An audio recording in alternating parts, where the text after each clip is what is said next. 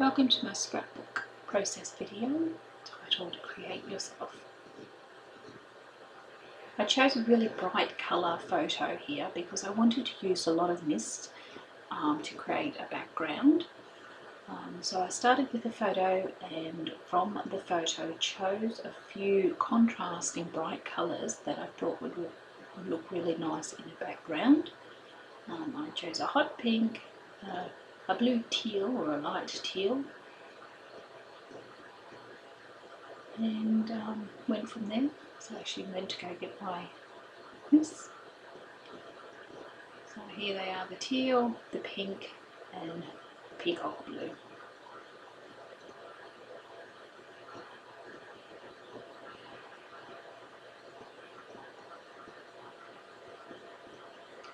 What I have done is I selected another piece of paper because I want to do some stamping. So while I'm creating the background, to get it the right colour and so that the colours flow, I actually spray on my background paper and a little bit off onto the spare cardstock on the side. Just gets the same consistency and flow and feel to the paper. As you can see throughout this whole layout, I actually had a really lot of trouble with my mists. I don't know if anyone else has the same problem, but my mists dry up and they stop spraying. So I bought this little Ranger demisters pump ones, and I pour a little bit of mist into it from the bigger bottle, and I use what I actually pour into it, and then I go and wash them out. And I make sure I wash the spray out so I'm not wasting my ink and they're not clogging up. Now the background is made up of mainly a little bit of fine misting and a lot of splotches and a lot of daubing on blotches. Just spraying around, having trouble again with the colours, trying to clear the spray out of this one, but I end up emptying it out and starting again with another little bottle and tossing that one out. It's a good thing about the little bottles, they're relatively cheap, but you can afford to throw them out when they don't work. But if you do rinse them out after each time, they last a long time. So just continue spraying, splattering, misting away, getting quite messy. I actually put butcher paper down on my table because I do tend to create a lot of mess when I'm creating and it goes everywhere. So if I've got the butcher paper down, I can just toss it out when I'm finished. Now a little bit of the darker spray. Spray a little bit down in the corner first to see how it is spraying, and even if it is spraying, and it's quite concentrated spray and concentrated colour compared to the others. So I pull my hand back a little bit and let it spray over the top. Now when I'm happy with how the colour's looking, I actually just get a spray bottle of water and spray over the top just to blend the colours a little bit.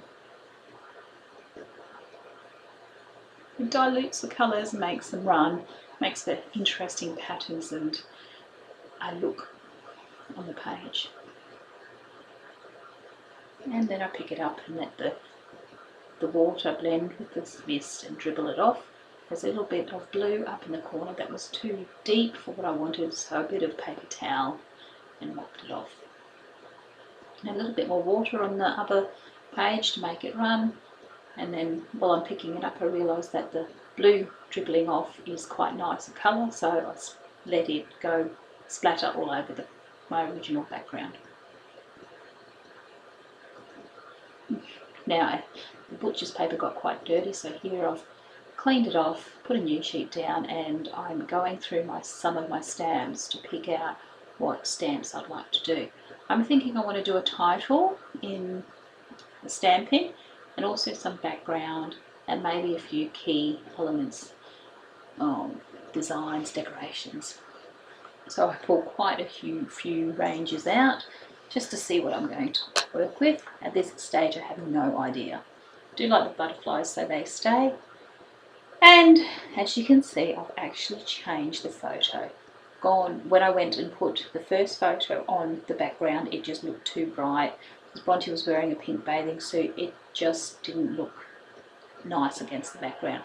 So I went back to my stash of photos and chose another one. Along the same theme, I'm thinking I'm going to be doing a daydreaming or something similar title, but right now I am just playing with the background. My StazOn is quite dry, so I've just re-inked it. It actually absorbed quite a bit of the ink, so I think it's been a while since I've used it. And I'm just testing to see if I've got the right ink across all the pad and to see if it stamps okay. Jumped ahead here because what I've done, I've decided on a longer title, so instead of showing you all of me stamping the title, I've actually cut and pasted the video just so you can see the idea of what I'm doing. Using a variety of different font stamps and just putting them across the page on hand-drawn lines or ruled lines.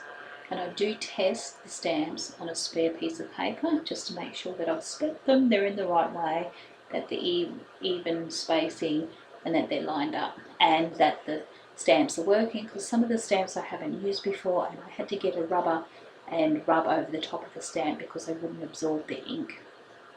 And that rubber on the stamp tends to put a layer on the stamp and then the ink absorbs into it. It makes stamping so much easier.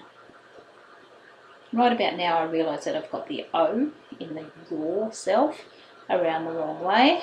I take a note to myself that I've done it that, because I know what I'm writing in my title has got another Yourself in it, so I will have to remember to do that again. Here I am actually rubbing on the stamp. It's the technique that I was talking about a couple of seconds ago, and as you can see it stamps very well once you've done that. But I am going to test it just in case.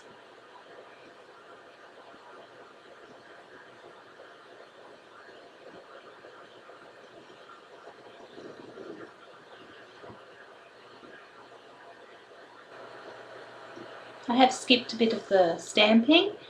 I didn't want you to get too bored just watching me stamp, and as you can see I have got quite a long title. Life isn't about finding yourself, life is about creating yourself.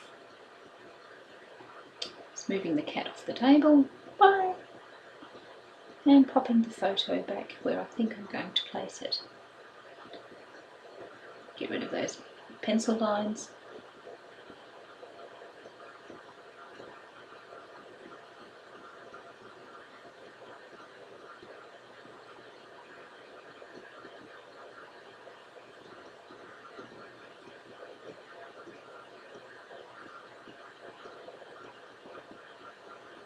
Making sure all the pencil's gone. And one little spot where it hadn't quite run down.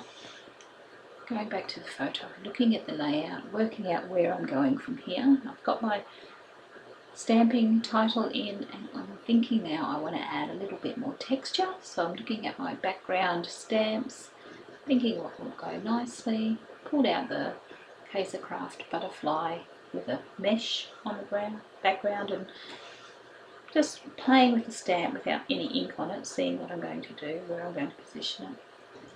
Thinking that the dot background is going to be nice. Got a little bit of white modelling paste here. Just want to create a little bit of texture, a little bit of interest. And I'm going to pop it over on the left hand side of the photo. So just spreading it out. Modelling paste just adds texture to your page, and also dulls down some of the background paper, or background if you think it's a little bit bright. Some heavy black gesso, which once again creates texture, and it's got a really thick consistency so it covers up lots. What I wanted to do here is just use the stamp and see if I can get a stamped textured image. It's the first time I've tried this, so just having a play. And stamp it straight onto the texture paste. bit of a rub. Not quite a fine printed image, but I still like it. It still gives that texture. And there's enough black gesso in the stamp to be able to put it down quite a few times and create more texture all over the page.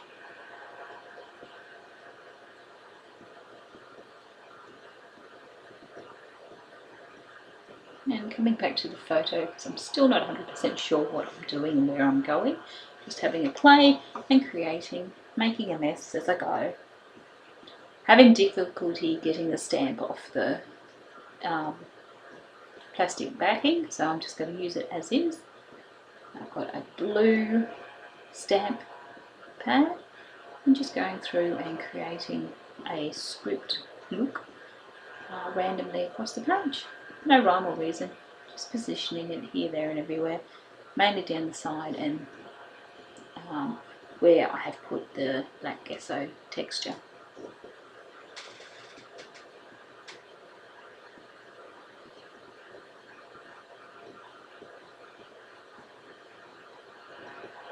Just coming back to put a little bit more underneath the word because it looked like there was a gap in like a spare space. Now I've pulled back the background spare scrap that I misted when I was misting, and I went across the 2 pages.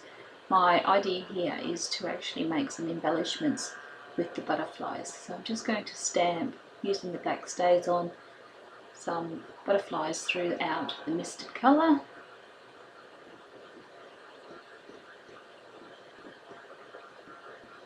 Just randomly putting them down on the page, making sure that they get some with the white and some with the more intense colour.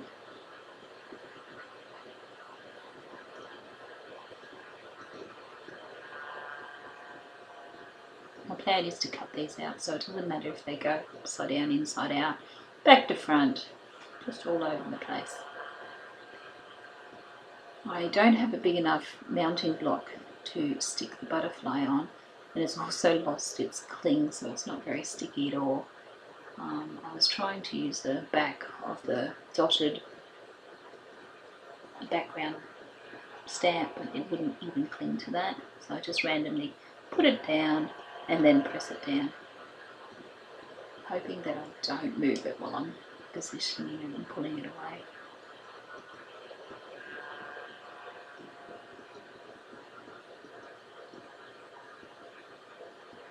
This larger butterfly's still got the cling to it, so I do stick it to the background dots and use that as my block.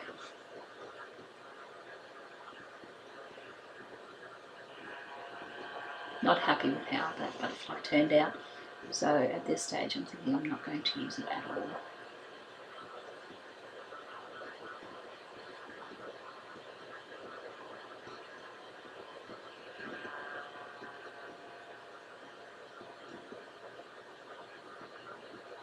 Now when I lifted that butterfly, the heart or the body wasn't very well done, so I've just gone back, re-inked and positioned the body back in just so it is a bit darker. I'm cleaning off my stamps. I use a baby wipe to clean off my stamps. Probably not the right thing to do, but I haven't had any issues. I did tend to find that when I was washing them in warm soapy water, I know it's meant to bring back the cling to them, but mine tends to take the cling away. I don't know if I use too much soap. If someone can give me some ideas or help with that, I would greatly appreciate it. I've got a lot of stamps and I don't tend to look after them very well. Baby wipes are my main friend on my table to help me clean up.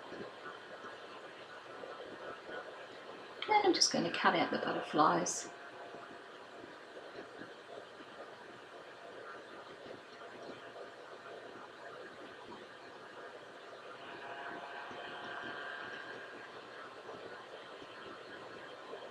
Just cutting them out separately, and then my plan is to go around and cut them out individually, not right on the outline of the butterfly.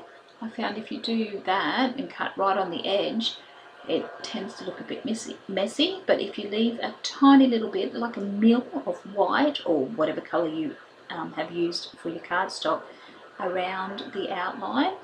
It seems to make the image clearer. Just working out now which butterflies I want to use, because I know I'm not going to use them all. All those other extra butterflies will go into a little pile and they'll become embellishments for me to use on later layouts. So I've chosen a couple of butterflies and putting my paper away to dry. Decide now that I need a little bit more black on the butterfly, so I've gone and got my black mist, and yes, once again I'm having troubles with the sprayer. I'm just putting a little bit of black into my portable misting thing. The spray's come out a lot thicker than I had anticipated, so I drew my hand back trying to get the spray a little bit finer, but as you can see it was quite intense. Okay, left them to dry, and now I'm just going to cut them out with that little tiny, really tiny outline, not right against the edge of the image. I'll only cut one out because I surely don't want to bore you. You don't want to sit here and watch me cut out all these butterflies.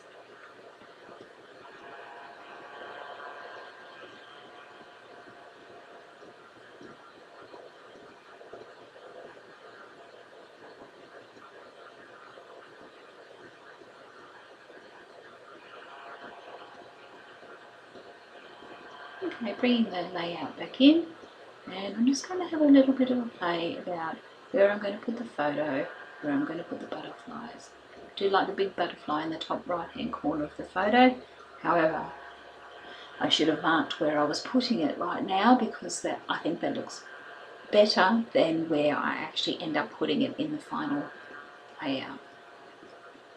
But I tend to do that. I'll play with something, pull them away, and yes, my layout changes when it actually comes down to the point of adhering it to the paper.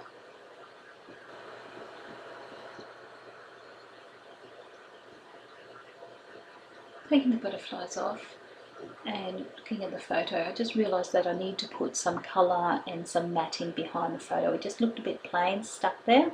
So I went through my stash, pulled out a few pieces of paper that I thought would look nice and go with the theme and the colour. So I've chosen those teal butterflies, a black with little tiny arrows on it. Did pick a teal, solid teal colour, but it gets missed out. I decided to go with that. What I'm doing is just cutting around the photo.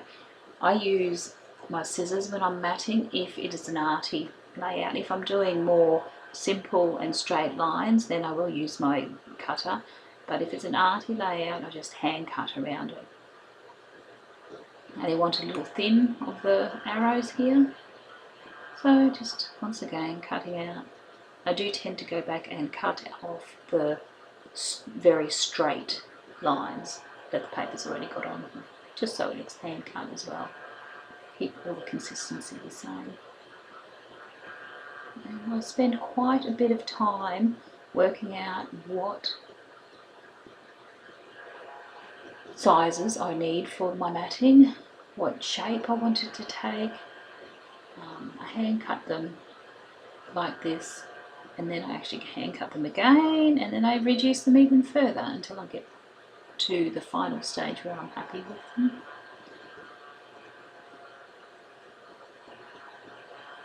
So I've got 4 layers, and the teal butterflies to me are standing out quite a lot from the matted other papers.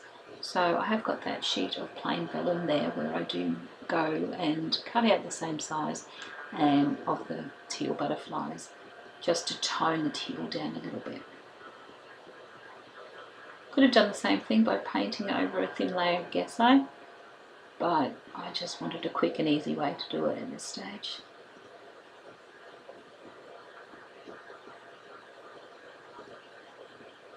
I'm cutting off the sharp edges, or the straight edges I should say, not sharp.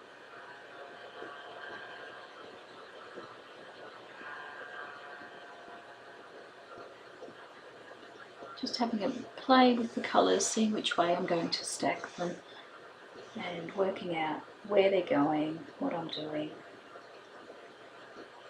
Just having a play until I get to the stage where I like it, and I like how it sits together in a pile of matted paper and also together on the background. This is probably the most amount of time I've ever spent matting my photos, but for some reason I just couldn't get them to sit how I liked.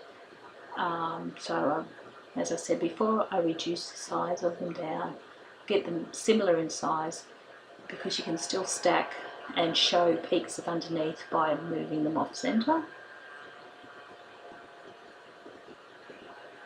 Just rearranging again.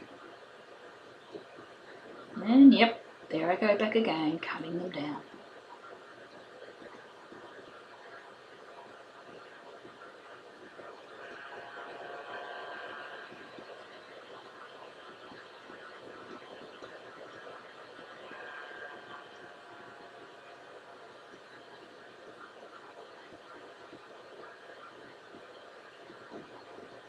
When I'm doing a layout, I actually don't plan what I'm doing. I have an idea in my head what I want and what I think it will look like, usually based on a technique or based on the photo. I choose the colours and the textures and the patterns, and I just play.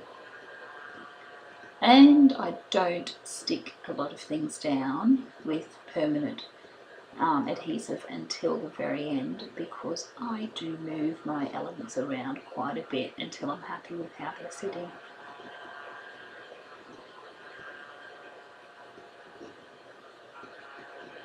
And right now I've decided that my page needs a bit more texture, a bit more dimension, because it's looking a bit flat.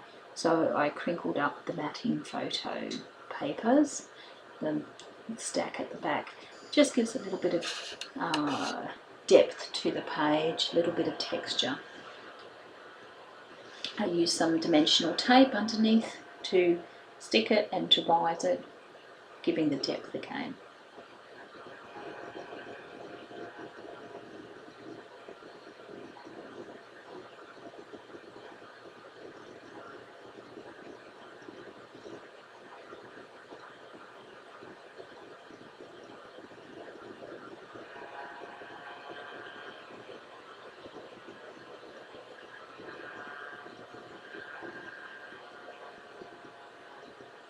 You can see that I've stuck the foil vellum, the gold vellum, out a little bit further than what I liked. So I do go back and I shift that a little bit and move it back in, tuck it in I suppose you could say, because it just looked like it was sticking out on the edge all on its lonesome. I could have put the butterfly element over the top of it, but instead it gets moved in with the others. Falls into line, as you can say.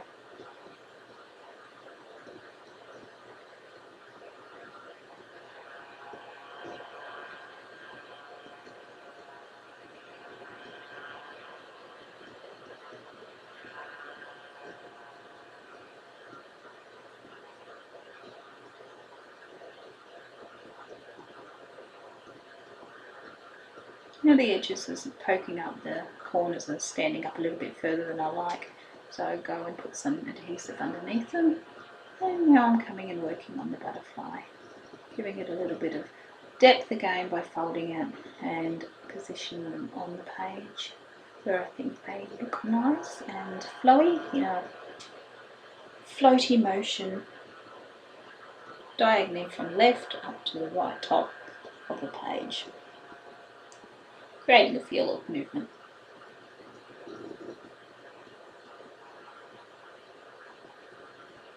Once I have them in position, I grab a pencil and mark where I like them, because I know if I have to turn off the video, if the kids call me, I won't ever have them in the same spot because the cab will come and get them or the kids will, so I just put a little bit of mark.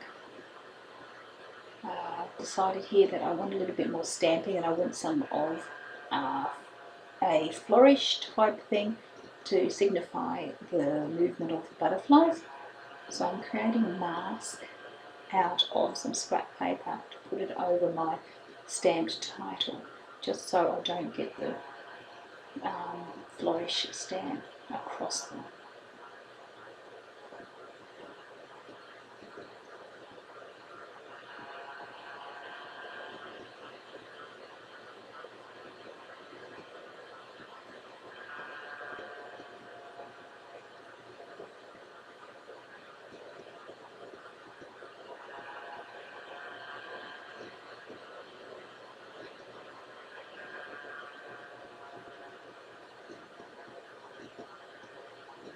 Now I've picked a blue ink for my stamping because it does have the blue in the background. I thought it would be very nice to have a little bit more of a contrast, darker colour. And it's actually the same blue that I used on the script in the background. However, I press it down and create a deeper colour, or I ink the stamp up a little bit more than what I did with the script.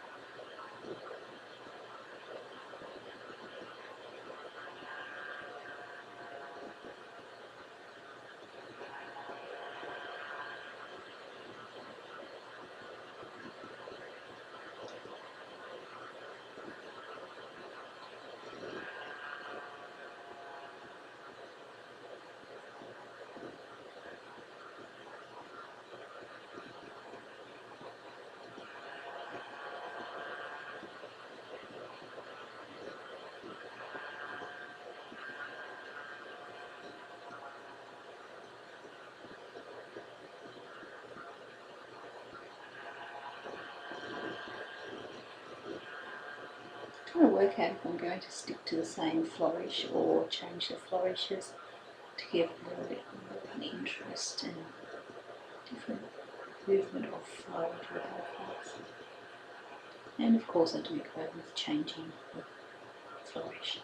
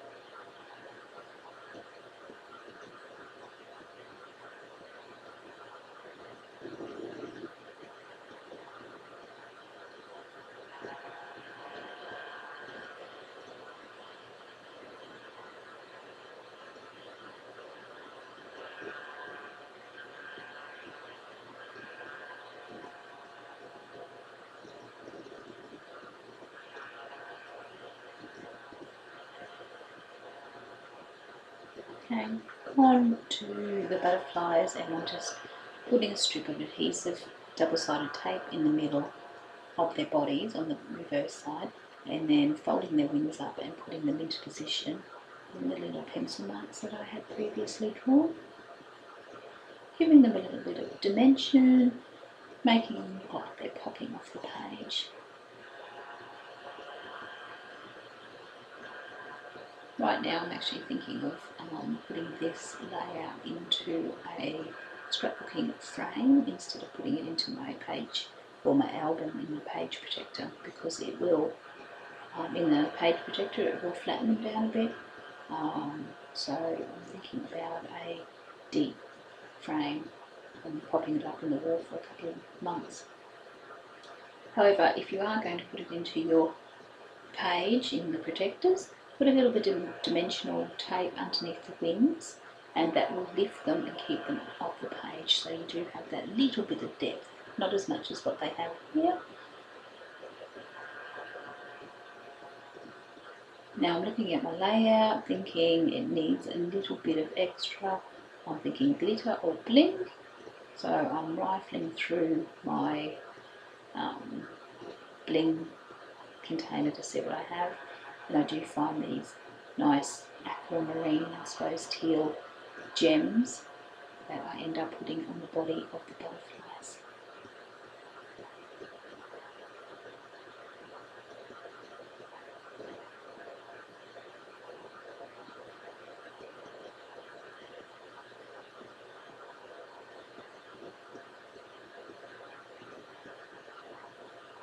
And that is my page finished.